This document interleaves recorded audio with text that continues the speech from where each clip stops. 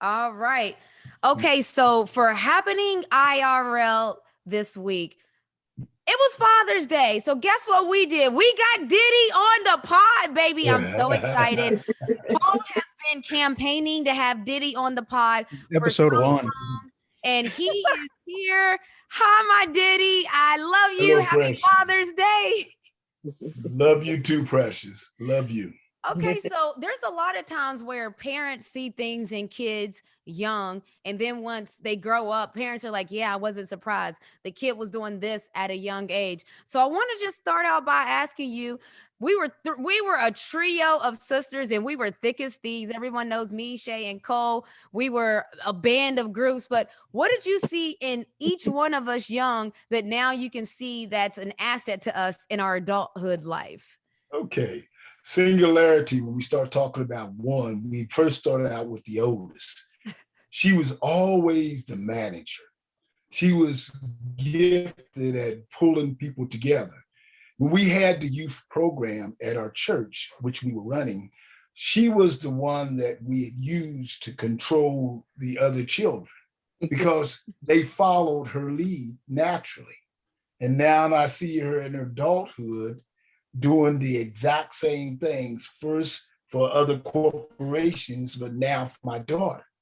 Nashay was always the one that was the gifted brain. Yeah. I was always amazed that Shay would finish her homework so fast, I thought she was playing. But then when I looked at it, it was complete and it was right. So I said to myself, wow. But then you was determination, a dogmatic determination to accomplish whatever I asked you to do. When I say that, how does it transfer to your adulthood? Look at my daughter now. She came in, she's running things. She's running around and she's organizing things, multitasking and just going off and doing things that I'm saying, is that my daughter? But then when I look at Shay, she's a pharmacist. And I walk up to the window and they say, can I speak to the pharmacist? And my daughter comes up. I'm saying to myself, is this for real? And then when I look at you, that little girl that used to be 4 and 5 years old, dribbling the basketball 6 inches off the ground with a pair of gloves on in the winter on the sidewalk. And I'm saying to myself, this child really wants this. And then at 9 years old, we enter a tournament in Columbus, Ohio. And my daughter sitting on the bench and the coach, we're getting clobbered. And I'm sitting in the stands because at that time I was not coaching. The coach comes to me and says, Ron, the point guard from this other team is killing us. Do you think your daughter can slow her up or do something about it? I told him, I said, as an arrogant father, I said, she'll shut her down. And then I looked over and there you were sitting on the bench with your little legs crossed. And I said, Renee, the point guard, take her out of the game. Don't let her bring the ball down the court. Move your feet. You sat up, looked at me and said, okay, daddy. And you go out on the court and immediately you were moving so fast, this point guard that was completely dribbling through our whole team. She gets the ball 6 foot down the floor and she's trying to pick it up and looking for somebody to throw it to. But all her players are on the other end because they're accustomed just standing there waiting until she dribbles through the whole team. They throw the ball and she lay it up. So she reaches and starts to throw a baseball pass. And my little girl, little as she was, jumped up and caught the baseball pass. And everybody in the stands would, oh. And I can remember very, very, very vividly, there were 4, how at that time they were ABL players, which were the basketball pro league for the women at that time. They were sitting called the Columbus Quest. And they were sitting on the bench in chairs that they had set up for them, especially so they could be on display as, you know, those persons of knowledge that was there. And all 4 of them went, oh. So after that game, they came to me and they said, you know, you got something special on your hand. And I didn't know at that time what to think. as a father to say yeah or what, but it struck me the same way it struck them. So I immediately go to the phone and call my wife and I say, baby doll, I said, we got something extraordinary on our hands, a gifted athlete. And understand, she was not my best athlete. My best Crazy. athlete was Nicole. No, Nicole. Nicole was my best athlete. I agree. I But agree. tell the truth, I was, huh? I I agree. was I was so at that time struck. All that time she spent out dribbling that basketball 6 inches off the floor, all that determination that she had, and the mental toughness that it took. I was not surprised when she went to the next level and then to the level next above it. Okay. Wow, So, Diddy. what I would Wow. say to you is that you've been blessed with a gift of Absolutely. mental toughness. And Absolutely. all three of my daughters have that. You look at them, they all three of them, and I love it to death. We I are love being in the background. strong-minded and stubborn, boy. We're strong-minded Yes. and stubborn. And Cole, how do you Cole, you're the most athletic of the family, huh? I believe it. I remember watching Cole Young running track, running hurdles, high jump, majorette, and everything she did, it was like she was chilling. Played Well, basketball, but she was chilling. It was like you're doing amazing things, but it doesn't look like you're trying. And Coach REM always said that's a sign of somebody great where they make it look easy. So I agree with Diddy Cole, the most athletic, and Shay definitely got the brains of the family. I'm gonna tell you that oh, right Shay. now. Yes. No question. And Yes. don't Yes. question little bitty got it too. She got it Yeah, going on. thank you. I think it's so Diddy. I tell people all the time about this. When I was young, I would have to get my homework done first, and then I would wait for you to get off of work every single day. What do we do when you got off of work every single day, Diddy? Every single day we went to the court. First of all, in our home, my wife is an educator. So academics was paramount in our household. You did not do anything until after you have done your homework and it had been checked by your older sisters and then presented to the lady of the house, the brains of my family. Now, what happened is that she would be practicing every day and she would put the work in. So what I was looking at is that I made a deal with her at that time. Yep. I said, baby girl, I said, if you give me 100%, I will give you 100%, and I'll make sure as much as possible within me to get you to the right places where you can get a chance to be successful at what your goals, because you had told me your goal at that time was to play college basketball. And I was determined to get you in position. I was not the coach to do it. That's the first thing that I had to recognize my own limitations. Yeah. But I was getting you to persons who were able to take you to the level that you needed to go. The thing most of all that I was most impressed with you is that when I did a thing that we call charting, at that time, there was very few rating services out there. Matter of fact, some of the rating services were actually run by some of the coaches of the AAU system. And what I would do, I would set that system down and I would look and I would see who in that next tournament name was on that list of top players. And what I would do is that I would sit there and I would say, okay, we're playing in this tournament, End of the Trail, whatever tournament that was. And I would say, this person, and this person is in that tournament. Number 10, number 15, number 12, whatever the rating was. And I would say to you, I would say, baby doll, tonight you're playing against the number 12 point guard in the nation. And you would go out there and I would watch and try to see how it went. And to my amazement, you actually, most of the time that we saw you play, you were outplaying that person in that position. Now I can remember, and I will call this to your remembrance so y'all would know it. At one time we were playing in the national tournament in Washington, D.C. And there was, and I'm not going to mention names because I'm not going to embarrass anybody or anything of that nature, but you were playing against the #1 point guard in the nation. And I can remember when I looked around that gym, it was a who's who in college women's basketball standing around there. You had your Pat Summits, you had your Gino Ariamas, you had your coach from Georgia that we used to call, Gino called him Oil Can Harry. I don't want to call him that, Oh, but coach yeah, what's his name? Andy Landers, Andy yeah. Landers. But anyway, all the top coaches in the country were there. And I remember one particular coach came to me and said, Ron, your girl is playing against the #1 point guard in the nation. And I remember very vividly what happened. The first 4 possessions, Little Bitty took the #1 point guard off the bounce and took her to the hole and laid it up.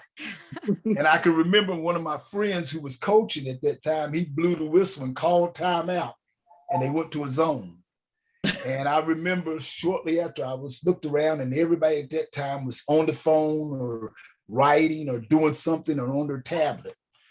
And I can remember this same coach came to me right after I guess it was around a little after halftime and said to me, the word is already out. There's a new #1 point guard in the nation.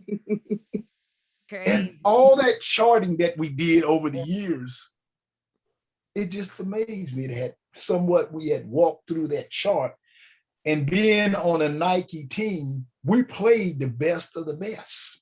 So it was an opportunity to actually play those players. And my baby came through it. And then I remember the end of that whole thing is when that coach told me, we have a new #1 point guard in the nation. And I knew then that you were on your way. Wow, that's crazy. It's crazy to hear those old stories because, like, as a player, it's so easy to just forget about steps along the way. And so that's why I love when I talk to Snook and Diddy, because they remember everything. By the way, parents remember everything that you don't remember. Parents remember every accolade, how it went down, who was there, who said it wouldn't happen. You better believe those parents know all of that. And I get a lot of questions right now. And since Father's Day just passed, a lot of people ask me, well, how do your parents feel about when you opted out? So I want to ask you that on camera too, Diddy. Maybe Snook, you could answer too. Like, what were your thoughts when I told you that I'm pretty sure I'm going to opt out? Well, baby, unlike most people, or unlike, how can I say, people or children think, parents have an insight to the children. There's certain things that they do that almost says in essence that this is going to happen. And if you can remember, and I'm going to call to your remembrance, I said to you better than a year before that you were going to have to make a very important decision. And I was always nervous about, when you was getting, these calls from these people about, they wanted you to do an opportunity such as, call a big game, or someone would call you and say, look, we want you to come and audition for this or audition for that. And then sometimes people would call and say, you know what, you've got this gift that we may even want you to run for politics. And I'm saying to myself, oh my goodness, I want you to finish these last few years. You still got some good years in, play the game, And what happened is that amazes me is that, at some point you say to yourself, whatever the Lord's will is, that's what's going to happen. No matter how I was trying to steer you away from it, I saw it happening. And my wife also, she could speak to this. We saw it happening. And we knew at one point when it got close that you were actually through. Because when you saw what happened with the injustice of George Floyd, there was a light that clicked on you that I knew then that I better get prepared because my daughter's going to be doing something else other than playing basketball. And it broke my heart because I wanted to see you out there a couple more years, you know. But you know, I said to myself, I started praying, first of all. And I said, Lord, I said, you told me that, you know, if my child would find favor in you, that you would sometime give her the desires of her heart, which is really the desires of our heart as parents. There's no parent around that is truly a parent, especially speaking from a father's standpoint, that does not want his child to realize their dreams. Nicole, you're doing your dream. We talked about that even this morning. Yes, sir. You sure did. Last weekend, we talked about it. Yes, sir. And then we have Nashay. She's realizing her dream.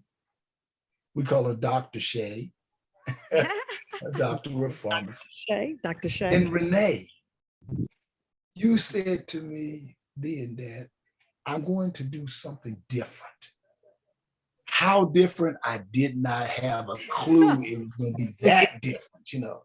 But when you decided to opt out, I knew you were stepping out on faith because, first of all, you didn't have a job. Hello, somebody. Walking away from your job, baby. Wait a minute, think about this now. You walking away from your job.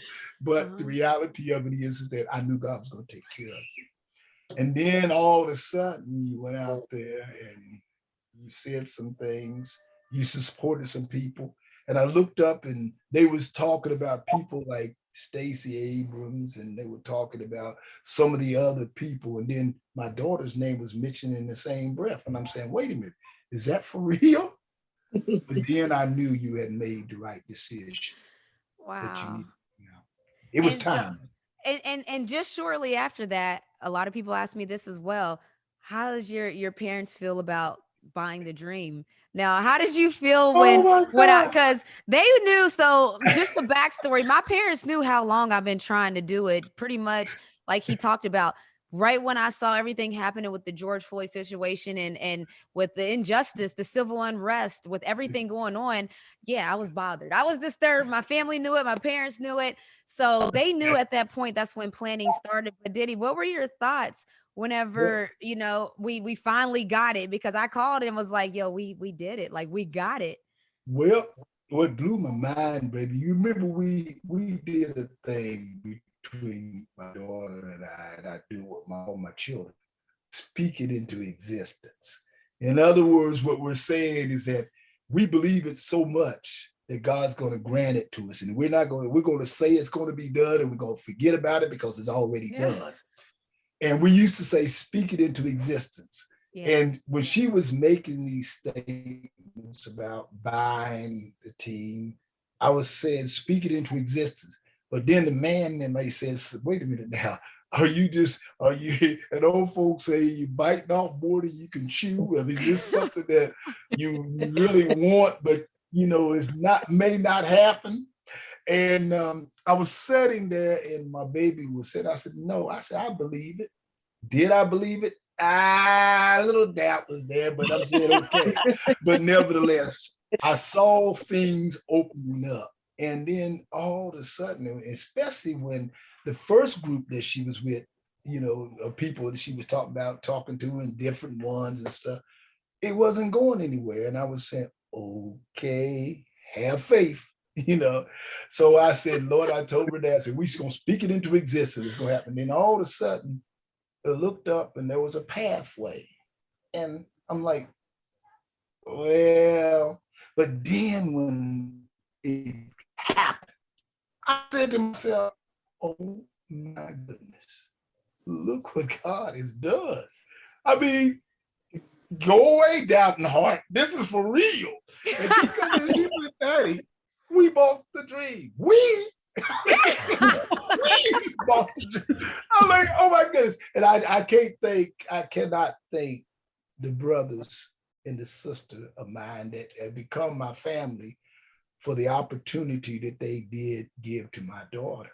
I mean, I cannot thank him enough. Suzanne told me, y'all know how I am and what I say. I was so thankful for them seeing in my daughter what all of us saw. Already knew. But they was in the plan. God had already talked to them. They may not know it, but he did. Oh, man. and I just been it to me, I was elated because once again, I talk about seeing and also realizing that you're getting the desires of your heart. And that was the desire of your heart. Okay. I'm not going to talk you to death. Okay? No, Diddy, I love Yeah, it. you I the best love one. it. I just want people because everybody knows Snooker Booker, like Snooker Booker. Oh yeah. Co-host of Remotely. Snooker Book is on Oh Twitter. yeah. Diddy's Oh just yeah. not out there like that. So I wanted people to be able to hear from No. you, what your thoughts are growing up. I just wanted them to know every day when Diddy got off of work, we were on the court outside. I had an outdoor court, by the way. So built West Yes, Virginia indeed. tough. And Diddy built my basketball hoop, by the way, too. So we didn't just go and buy one at the store. He literally made my basketball hoop from scratch. I'm just telling you, this is country living, but it made me who I am. It made me who I am. It made Cole who she is. It made Shay who she is. So happy Father's Day, Diddy. Thank you for joining us here. Thank you. I got Sweetheart. I think people are gonna want a Snook and Diddy show. How do you feel about that? oh no. Diddy is the man behind the great women. Who runs the world? Who runs the world? I like that. Y'all see it? You see it? I'm here from my Diddy, okay? That's how we move around here. We love to hear it. Snooker Booker. Let me just add one thing. Nicole is outside, and if you hear a ball bouncing, it's on that court. You're on the court. That was what it is. I had to tell him, cut it out. And out there now hooping on that court. Yes. Yep. Sure is. Court still fact, I probably need to change that backboard. No, keep it, Diddy. Keep that backboard. There is culture in that backboard. There's memories in that backboard. There's life in that backboard. And years in that backboard. Years in that backboard. Come on now, we got to keep that. That's the inspirational backboard. So Diddy, thank you so much. Does anybody have anything else? Because I don't know if we will ever get Diddy back on the pod. I don't know how hard it was to get him here. All right, I'll ask one more question. What's your favorite Renee basketball moment? Okay. Oh my goodness. My favorite Renee basketball moment is when she won. Well, I hate to put it in that perspective, but when they won the national title in NCAA at UConn. Yeah. The reason why that was my favorite moment is because Coach Auriemma put so much in this, even to the point where you can see at that point, it brought him to tears because he wanted so badly for Renee to win a national title. And this was her last chance. We had been there the year before, not to the title game, but we had been in the Final Four. Yeah. But this particular year was her last shot. And when she accomplished that, it was like a line, Paul, it was like the crowning moment of her college career because she had won titles as a high school athlete. She won 3 of them, matter of fact. Then she came to the college rank and spent 3 years there and came up empty-handed.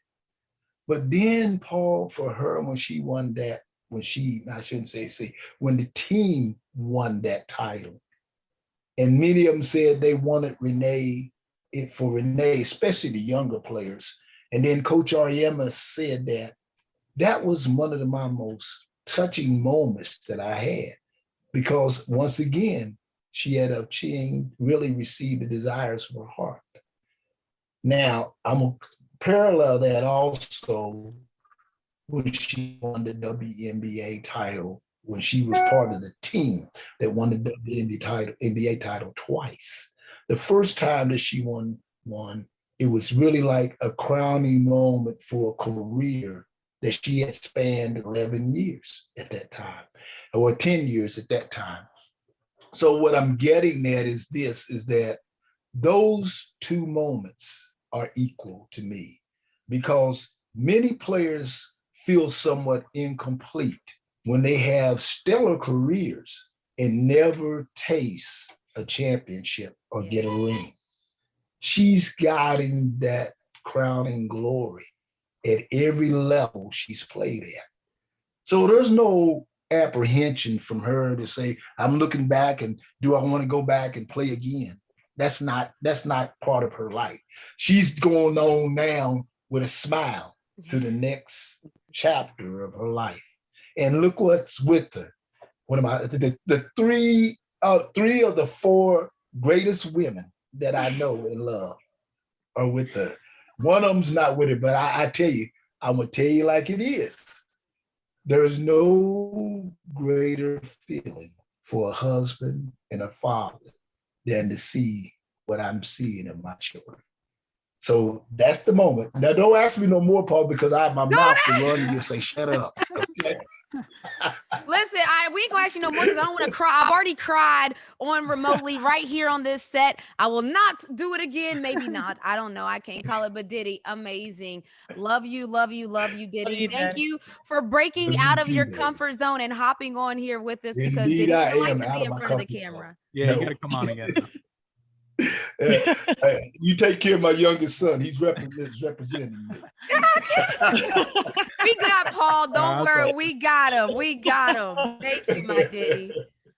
I could listen. So this is the man that raised me. Y'all listen to him talk. You can hear how he just fueled me every day, just after work. I know he was probably tired, and every day I was out there dribbling and shooting. You wasn't with me shooting in the gym. Diddy was with me. Okay.